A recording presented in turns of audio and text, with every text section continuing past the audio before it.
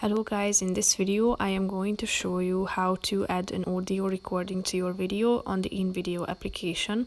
But first I just want to mention, don't forget to subscribe to my channel, because at 10,000 subscribers I am going to show you my whole YouTube revenue statistics and growth strategy, how to make money online. So let's jump into it. First of all, open the application on your phone.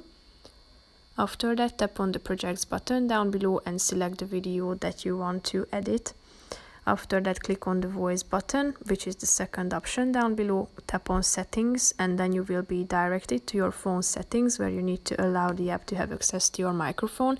So click on the microphone section, then go back to the application, and then you will be able to start your recording.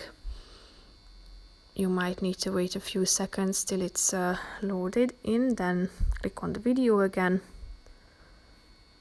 and tap on the voice button, and if you are ready to start your recording, click on this microphone button and you are ready to start your recording. As you can see, in the voiceover section it is shown how it looks like. So if you are ready with your voiceover recording, tap on the pause button and then you will be able to insert your audio recording. So that's pretty much it for this video, guys. See you in the next one. Bye bye.